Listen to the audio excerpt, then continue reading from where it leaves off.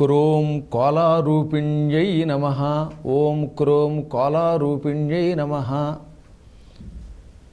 మానవుల్లో కొంతమందికి శ్వాస సంబంధమైన రోగాలు ఎక్కువగా ఉంటాయి.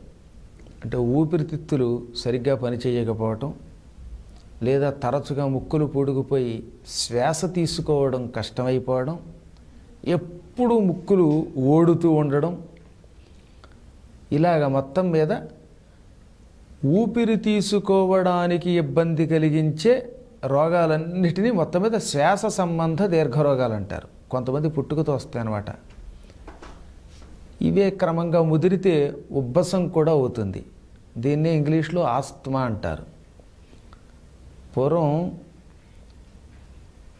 ఇవాళ మనం పరమానందయ్య శిష్యులని చెప్పుకుంటున్నటువంటి ఆయన పరమానందయ్య గారు అసలు పేరు పరమానందయ్య కాదు, ఎలాగో అలా వచ్చింది. కానీ ఆయన ఒక గొప్ప రాజపురోహితుడు. ఆయన దగ్గర 9 మంది శిష్యులు ఉంటే అందులో ఒక శిష్యుడికి ఈ రకమైన శ్వాస రోగాలు వచ్చేవాటి. ఎప్పుడు చూసినా ఆయాసపడిపోయేవాడు, చాలా యాతన పడ్డాడు. అప్పుడు ఈ పరమానందయ్య గారు సరే మహానుభావుడు కనుక ఆయన వశిష్ఠ మహర్షితో ముఖాముఖి మాట్లాడగలిగేవాట. ఓసారి వశిష్ఠుడిని ధ్యానం చేస్తే వశిష్ఠుడు ప్రత్యక్షమయ్యాడు.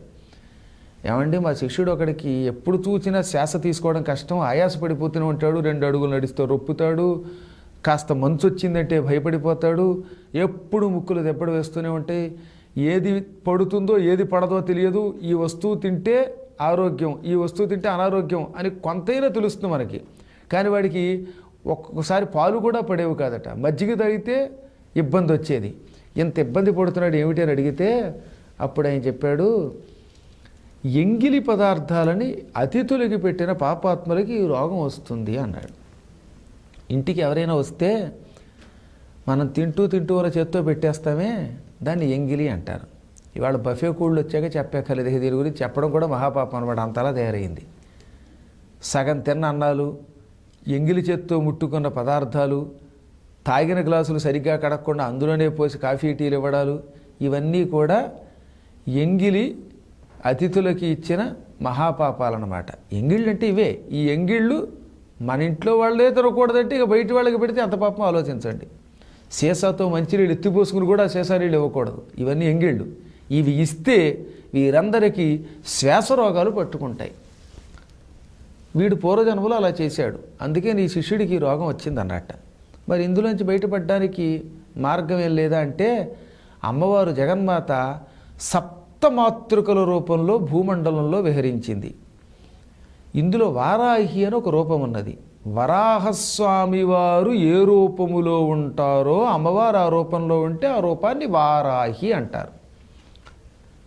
సంస్కృతంలో పందిని కోలము అంటారు. ఆడపంది అయితే కోల. అమ్మవారు కోలారూపిణి అనగా వరాహ రూపములో ఉండనిది. ఆడుపంది రూపంలో వారాహీదేవి రూపంలో ఉంటుంది. చీర కట్టుకుని కోరలు పెట్టుకుని వరాహస్వామి వారు స్త్రీ రూపం ధరిస్తే ఎలా ఉంటుందో అలా ఉంటుందన్నమాట.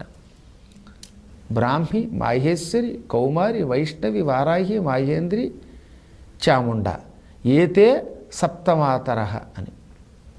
అందులో వారాహీదేవి శ్వాసరోగాలు తొలగించే దేవత. వారాహి మంత్రాన్ని ఓం క్రోం కోలారూపిణ్యే నమః, ఓం క్రోం కోలారూపిణ్యే నమః, ఇది వారాహి మంత్రం. ఈ మంత్రాన్ని చలికాలంలో అనగా ఏమిటి, కార్తీక మాసము, మార్గశిర మాసము, పుష్యమాసము, మాఘమాసము, ఈ 4 మాసాలలో ఉదయం పూట 108 సార్లు జపం చేస్తే ఇంకా ఏడాదంతా వాడికి అసలు పొరపాటు కూడా శ్వాస సంబంధమైన రోగాలు రావు. ఎప్పుడైనా ఉచ్ఛ్వాసం తీసుకోవడానికి లేక నిశ్వాసం విడిచిపెట్టడానికి బాధ కలుగుతున్నప్పుడల్లా వక్షస్థలాన్ని చేత్తో రుద్దుకుంటూ ఓం క్రోం కోలారూపిణ్యే నమః, ఓం క్రోం కోలారూపిణ్యే నమః అని గట్టిగా రుద్దుకుంటే ఈ కఫం పేరుకుని ఈ శ్వాస తీసుకోవడానికి వచ్చే ఇబ్బంది అంతా పటాపంచలైపోతుంది. కాకపోతే వారాహీదేవి ఉన్న మందిరం చూసుకోండి, లేదా వారాహి రూపాన్ని తయారు చేసుకోండి, లేదా పటాన్ని వారాహి రూపంలో ఉన్న పటాన్ని ఇంట్లో పెట్టుకుని తులసీ దళాలతో పూజిస్తూ ఈ మంత్రానుష్ఠానం చేయండి. చాలా గుళ్ళల్లో ఈ మధ్యన చూశాను వారాహి రూపం. అమ్మవారి గుళ్ళల్లో వరాహ రూపంలో ఉన్న జగన్మాత యొక్క విగ్రహం ఉంటుంది, అక్కడ చేస్తే ఎక్కువ ఫలితం. ఏ విగ్రహము లేకపోయినా బెంగెట్టుకోకండి. 9 రోజుల పాటు ఓం క్రోం కోలారూపిండే నమః అనే మంత్రాన్ని రోజు 1000 సార్లు జపం చేసినా సరే, అంటే విగ్రహం లేకపోయినా సరే, కేవలం మంత్రానుష్ఠానం ద్వారా కూడా ఈ శ్వాస సంబంధ రోగాలు చాలా వరకు నిమ్మళిస్తాయి. హాయిగా సుఖంగా బ్రతకచ్చు దీనివల్ల. మరొక్కసారి మంత్రోచ్చారణ చేసుకుందాం. ఓం క్రోం కోలారూపిండే నమః.